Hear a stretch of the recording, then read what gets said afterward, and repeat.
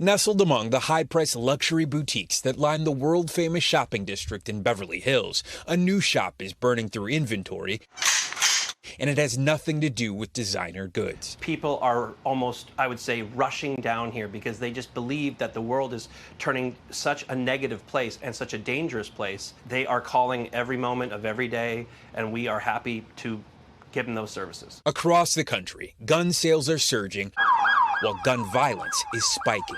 Last year, more than 20,000 people were killed by a firearm in the United States. In 2021, the Gun Violence Archive saw the most deaths on record since its founding in 2014. This gun here has been incredibly popular with our female clientele.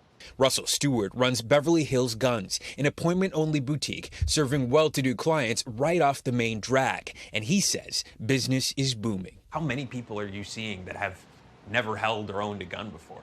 I would say right now we're looking at about 95% of our customers in the last 2 months are all first-time gun buyers. Absolutely. The FBI ran more than 38 million firearm background checks in 2021, making it the second highest year of sales ever, behind 2020. What have you seen as far as the trend of gun buyers? Who comes in to buy guns? And has that changed in like the last 12, 6, 3 months? The trend of gun buyers who are coming in are definitely people under 25 and people over 65. A lot of people who traditionally lean left, who would probably not be a gun person, have been saying, well, it's the first time that I've ever thought about buying a gun in my entire life. So it's been someone who probably doesn't have much gun experience, probably didn't have a family member who owned a gun. The influx of people have been because of crime.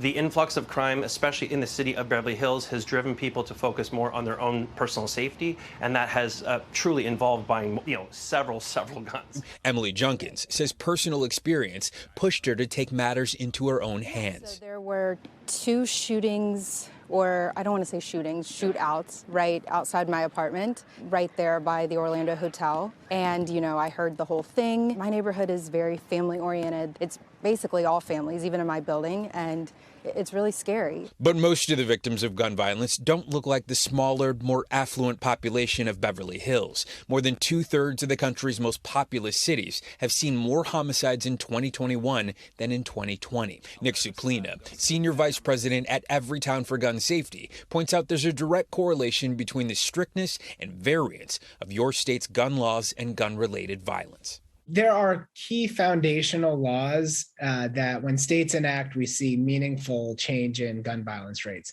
Chief among them are background checks on all gun sales, permitting systems for who may carry in public. These are crucial laws to keeping the public safe from gun violence. Also, though, are equally bad laws, stand your ground laws, permitless carry, where without any permitting system or license, individuals can carry in public. And that the solution to protecting yourself against gun violence isn't buying more guns. Those states that have the better gun laws have lower rates of gun violence. So long as we have hundreds of millions of guns in this country, we are going to have gun violence at an unacceptably high rate. But the real key is that we can do common sense, simple things in our laws to reduce gun violence.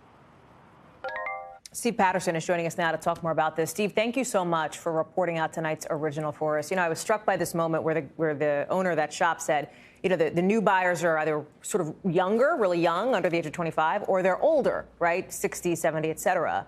What else is standing out to him about some of these new buyers?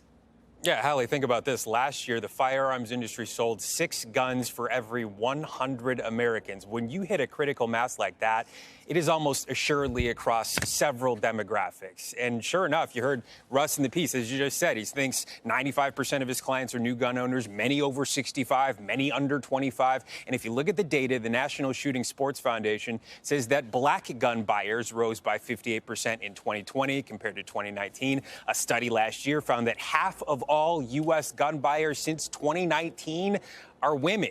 People say it's self-protection. People say it's self-empowerment. Of course, we heard that. But we also have to say that the ATF released their own data from 2020 showing a very high percentage of recently purchased firearms were recovered in crimes shortly after they were bought. So we also know they're ending up in the hands of the wrong people in a lot of cases. Thanks for watching our YouTube channel. Follow today's top stories and breaking news by downloading the NBC News app.